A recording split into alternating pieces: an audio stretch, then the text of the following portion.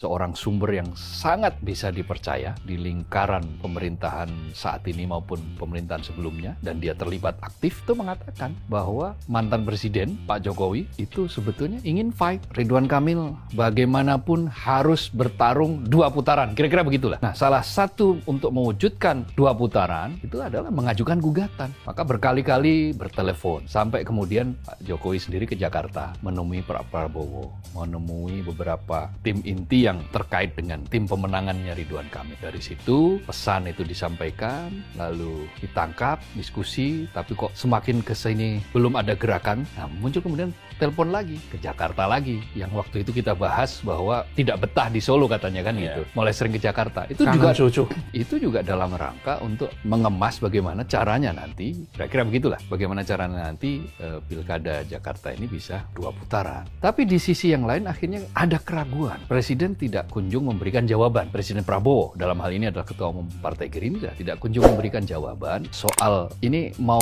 lanjut ke Mahkamah Konstitusi atau selesai di sini saja. Ya, karena mungkin fakta-faktanya juga tidak terlalu kuat. Lalu ada sumber di lingkaran Presiden, di lingkaran Gerindra, itu menyatakan begini, muncul kan waktu itu ledakan kasus Suriah ya, ketika rezim Bashar al-Assad tiba-tiba digulingkan hanya dalam hitungan jam kan. Ada indikasi bahwa proses penggulingan itu dilakukan oleh pihak-pihak yang terkait dengan CIA di Amerika Serikat. Nah, apa hubungannya dengan Ridwan Kamil? Karena apa hubungannya dengan Jakarta? Ada yang membisikkan katanya bahwa kalau sampai terjadi 2 putaran di DKI, maka ini potensial untuk disuriahkan. Kira-kira begitu loh.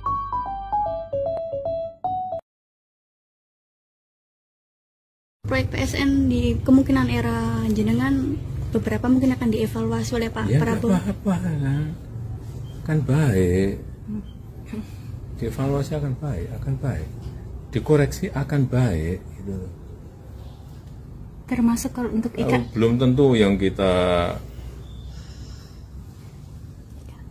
putuskan itu betul 100% kan, bisa dikoreksi, bisa dievaluasi, saya kira akan bagus. Kalau money politics dan lain sebagainya, justru Ridho lebih banyak money politicsnya. Lalu apa? Kan walaupun marginnya tipis, susah juga. Kecuali tadi menodong dalam tanda kutip kepala hakim-hakim MK agar kemudian permohonan dikabulkan. Jadi destabilisasi politik juga menjadi pertimbangan kalau menurut saya. Nah, yang ketiga, sahabat era sekalian, ya, saya melihat bahwa ketika media-media termasuk Bocor Alus Tempo memberitakan soal pertemuan Jokowi Prabowo dan salah satunya adalah bagaimana mengupayakan putaran kedua di DKI dan lain sebagainya, eskalasi kan mulai tinggi. Dan saya kira itu menjadi pertimbangan juga untuk akhirnya tidak mengajukan. Jangan lupa, tim Ridho mengatakan persiapannya sudah 97%. Pernah juga bertemu dengan saya melalui talk show di CNN Indonesia, dan mereka siap-siap mengajukan, sudah konsultasi dan lain sebagainya. Jadi kehendak atau upaya untuk mengajukan itu bukan tidak ada, sudah ada. Tapi detik-detik terakhir kemudian kelihatannya diputuskan untuk tidak maju. Ya, detik-detik terakhir diputuskan untuk tidak maju. Makanya P3 mengatakan heran, kok bisa begitu, ya? Maupun 02 yang tidak menyampaikan gugatan ke MK, artinya Jakarta segera bisa konsentrasi untuk berbenah. Pemilihan gubernur di Jakarta kali ini adalah pemilihan yang tingkat tensi politiknya itu paling rendah. Tensi politiknya praktis di Jakarta tidak ada peristiwa yang berarti. Ya, saya secara pribadi, baik pasangan 01 maupun 02 yang tidak menyampaikan gugatan ke MK mengucapkan terima kasih. Artinya, Jakarta segera bisa konsentrasi untuk berbenah.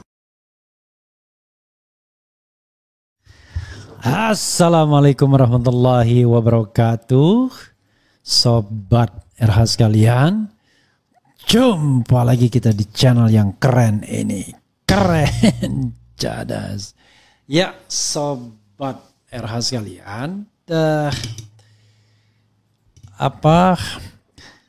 akhirnya Ridho tidak jadi menggugat, ya. Tapi jangan salah ya, margin atau perbedaan antara Ridho dan Prano itu bukan 0,7%, tetapi lebih dari 10%, mungkin 11% ya. Jadi saudara sekalian, tidak menggugat itu tidak berarti kemudian mereka legowo, belum tentu juga. Jadi bisa jadi karena ada perhitungan-perhitungan. Nah, dalam konteks ini saya mengakui bahwa saya salah ya. Saya kalah ya dengan tebakan Anies ya. Kenapa? Jadi waktu ke Solo kemarin, bukan ke Solo sih, ke Bali ya, tanggal 29 November untuk menghadiri namanya Mukernas Musyawarah Kerja Nasional IKADIN. Saya ngomong kalau margin perbedaan itu tipis itu biasanya pasangan akan mengajukan calon, saya bilang. Tapi Anies bilang enggak mungkin mengajukan karena Prabowo tidak mau ribut-ribut lagi di Jakarta. Sebenarnya saya hampir benar dan Anies hampir salah kalau tidak ada konstelasi terakhir yang kelihatannya membuat istana ngeper untuk mengajukan permohonan. Ya, karena niat mengajukan permohonan itu sudah disiapkan sampai detik-detik terakhir. Bahkan lawyernya mengatakan persiapannya sudah 97%. Tapi kemudian akhirnya tidak diajukan. Ya, saya menduga ada beberapa sebab yang harus kita pertimbangkan sebagai bahan analisis ini. Tapi coba kita lihat beberapa judul berita ya. Kemenangan Pramono Rano dan bayang-bayang kekuatan Kim di DPRD Jakarta. Ketua P3 Jakarta terkejut Ridho batal gugat ke MK tak dibicarakan. Ya itulah. Kemudian jubir Pramono Rano hormati Ridho dan Darmakun tak gugat Pilgub Jakarta. Oh ya, Darmakun juga tidak gugat juga ya. Batal ajukan gugatan, pasangan Ridho resmi kalah di Pilkada Jakarta. Oke, itu antara lain ya. Dan kita tadi juga sudah mendengarkan Pramono. Jadi sahabat sekalian, ada beberapa faktor yang menyebabkan permohonan tidak jadi diajukan menurut analisis saya. Oke, pelan-pelan ya. Pelan-pelan. Pertama adalah kita lihat dari sudut jarak ya, jarak angkanya. Memang kalau 50% satu plus satunya kan 0,7% saja. Dikurangi 0,7%, suara Prano menjadi 50% atau kurang, maka akan ada putaran kedua. Tapi jangan lupa bro, margin perbedaan itu sampai 10% lebarnya. Ya, maka analisisnya adalah seandainya tingkat partisipasi yang 40% itu bisa digenjot, maka kemenangan Pramono Rano itu justru akan makin tebal. Kenapa? Pasti sentimen terhadap kasus atau Ridho itu akan semakin tinggi kalau seandainya MK memenangkan permohonan Ridho dan memerintahkan pemungutan suara ulang. Let's say misalnya dari 40% itu 10% ikut mencoblos. Maka mereka yang mencoblos itu tidak mungkin semuanya atau sebagian besarnya ke Ridho, pasti ke Pramono Rano. Karena jangan lupa ya, di Pilkada DKI Jakarta itu bentuk perlawanan itu ada dua terhadap kartel politik. Satu, mendukung Pramono Rano sebagaimana dilakukan oleh Anies. Kedua, golput ya, tidak memilih. Ya, walaupun kemudian orang mengatakan tidak memilih itu kan merugikan Pramono Rano. Enggak juga. Karena sebenarnya itu ekspresi perlawanan juga sesungguhnya. Ya. Jadi kalau seandainya mau diulang, itu marginnya tinggi, makin tinggi. Jadi tidak ada hopeless kalau mengandalkan sebuah election yang katakanlah yang benar ya. Kecuali tadi at all cost ya, at all cost harus menang di Jakarta dengan menggerakkan parcok, menggerakkan semua kekuatan. Nah kalau itu terjadi, bisa jadi kemudian eskalasi akan semakin tinggi dan ini akan sangat tidak menguntungkan pemerintahan Prabowo ya. Karena itu akhirnya pilihan untuk tidak mengajukan permohonan itu pilihan yang menurut saya logis dan rasional. Oke, satu analisisnya. Yang kedua, pemerintahan Prabowo sepertinya memang tidak ingin terjadi yang namanya destabilisasi, ya, terjadi destabilisasi politik. Dia nggak mau, karena misalnya MK memenangkan Ridho dan memerintahkan pemungutan suara ulang, maka terjadi destabilisasi politik. Apalagi kemudian bocor, misalnya percakapan, loh kok bisa kalah, bisa 2 putaran apa enggak dan lain sebagainya. Jadi bocor alus Tempo dan juga channel-channel termasuk RH Channel ya paling tidak sudah berjasa juga meninggikan isu ini sehingga kemudian bikin gentar istana. Jadi istana gentar itu karena takut tiba-tiba memancing kemarahan civil society atau kekompakan civil society.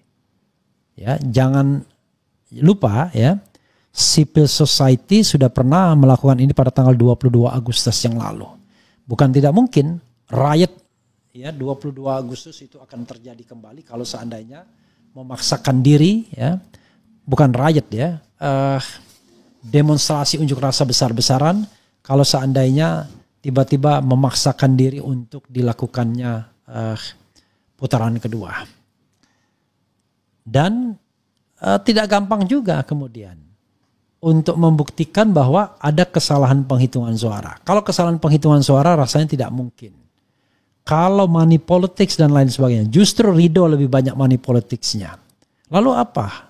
Kan walaupun marginnya tipis susah juga. Kecuali tadi menodong dalam tanda kutip kepala hakim-hakim MK agar kemudian permohonan dikabulkan. Jadi destabilisasi politik juga menjadi pertimbangan kalau menurut saya. Nah yang ketiga, sahabat era sekalian, yang ketiga ya, saya melihat bahwa ketika media-media termasuk bocor alus Tempo memberitakan soal pertemuan Jokowi Prabowo dan salah satunya adalah bagaimana mengupayakan putaran kedua di DKI dan lain sebagainya, eskalasi kan mulai tinggi. Dan saya kira itu menjadi pertimbangan juga untuk akhirnya tidak mengajukan. Jangan lupa, tim Ridho mengatakan sudah persiapannya sudah 97%. Pernah juga bertemu dengan saya melalui talk show di CNN Indonesia. Dan mereka siap-siap mengajukan, sudah konsultasi dan lain sebagainya. Jadi kehendak atau upaya untuk mengajukan itu bukan tidak ada, sudah ada. Tapi detik-detik terakhir kemudian kelihatannya diputuskan untuk tidak maju. Ya, detik-detik terakhir diputuskan untuk tidak maju. Makanya P3 mengatakan heran, kok bisa begitu ya. Begitu sobat era sekalian. Lalu apalagi yang harus kita lihat lagi ya. Yang harus kita lihat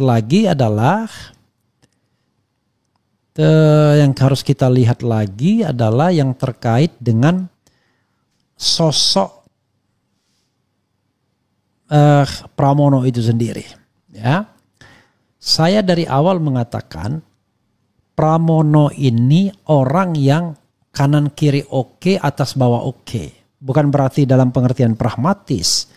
Karena dia tidak punya sejarah berhadapan dengan banyak pihak. Dia bukan center of excellence. Ya. Dia bukan orang dalam gravitasi Jokowi. Peran dia tidak lebih signifikan dibandingkan misalnya Pratikno yang jauh lebih dipercaya. Pramono menjalankan peran in between, jembatan antara Megawati dan Jokowi.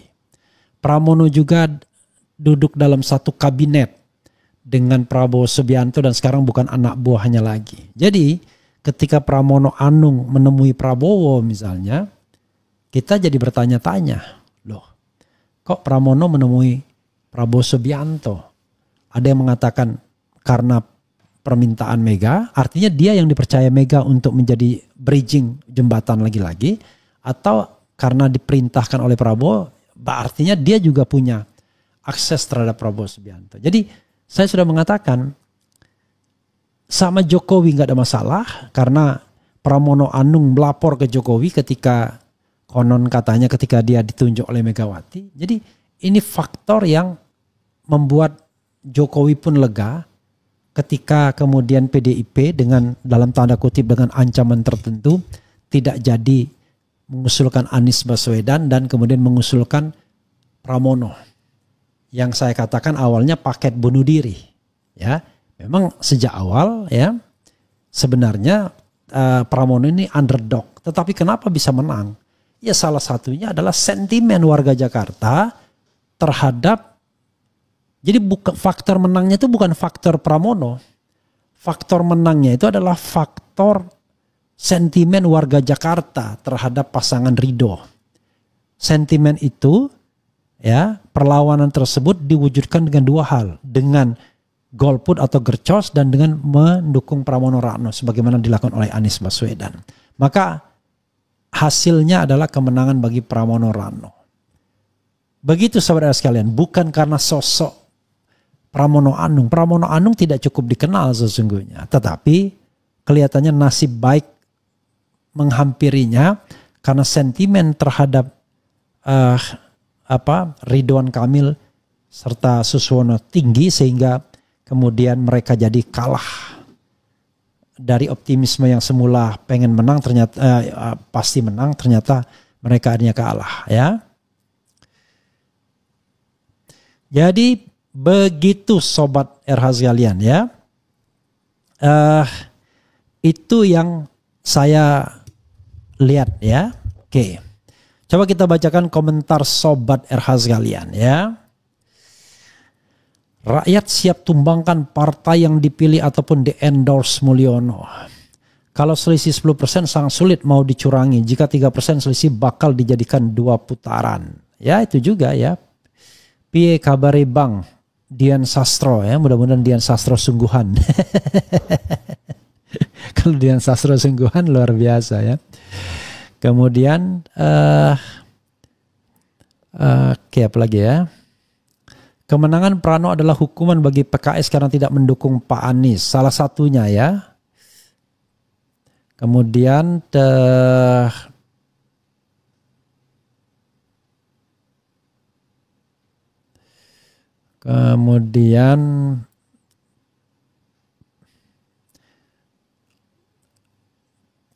nah ini yang sempat terhenti saya komen. Saya tunggu yang endingnya. Nah inilah ya.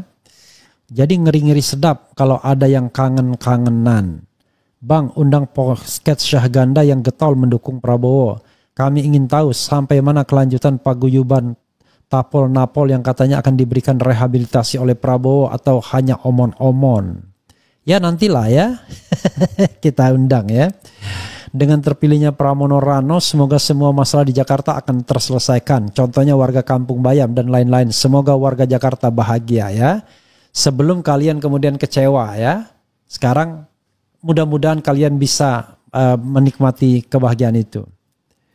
Menurut feeling saya Pak Anies Presiden Indonesia 2029. Insya Allah apapun strategi si Mulyono dia dan lain tak akan mempan walaupun itu si Ibu Mega atau Prabowo.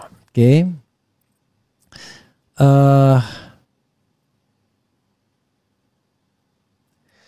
Kemudian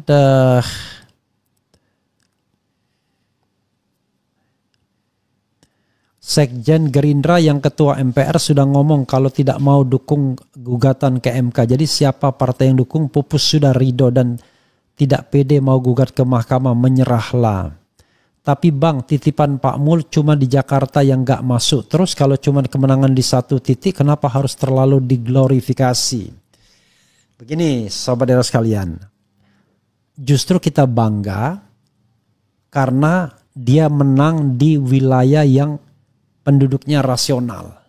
Penduduknya lebih melek politik, yang lebih educated. Artinya apa? Kalau rakyat Indonesia cerdas dan pintar, pasti dia tidak akan pilih Mulyono atau yang di-endorse Mulyono. Itu maknanya ya.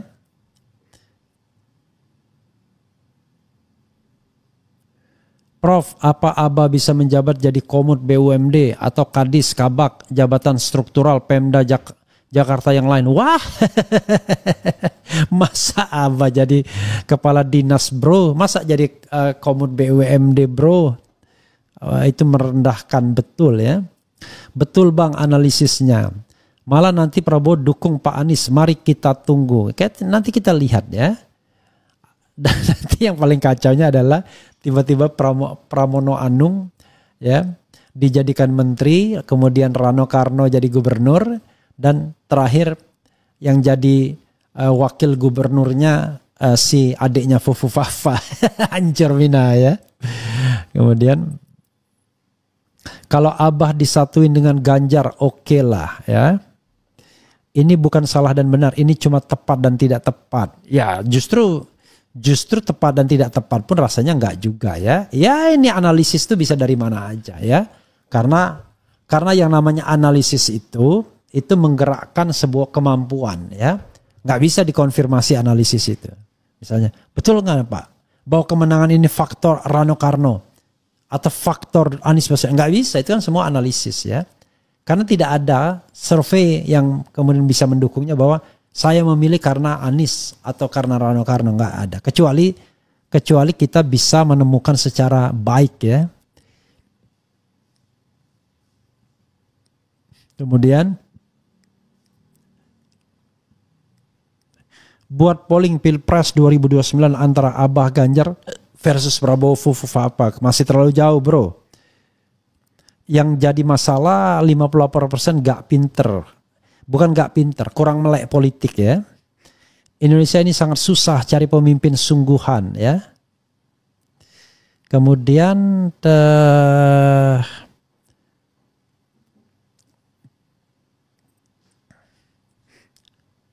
ada yang mau adu domba nih ya. Kemudian kami yakin, SE yakin 2002 Anies pasti akan menjadi presiden ya. Ini bukan soal keyakinan ya. Ini soal apakah memang masih ada peluang atau tidak. Jadi saudara sekalian, sekali lagi ya, congratulations ya. Saya ucapkan kepada Anies Baswedan yang sudah menjatuhkan pilihan kepada Pramono Rano dan itu signifikan memenangkan Pramono Rano. Congratulations kepada siapapun yang mendukung Pramono Rano. Tapi tolong ya, good governance dan clean government ditegakkan. Ya, good governance dan clean government ditegakkan. Ya, jangan Anda bagi-bagi kekuasaan atau bagi-bagi kue kekuasaan atau Anda menagih.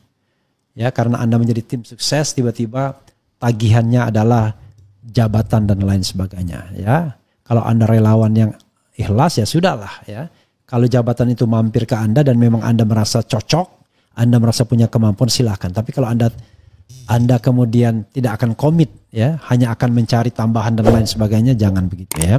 Itu saja. Wassalamualaikum warahmatullahi wabarakatuh. Keren, cadas, cia.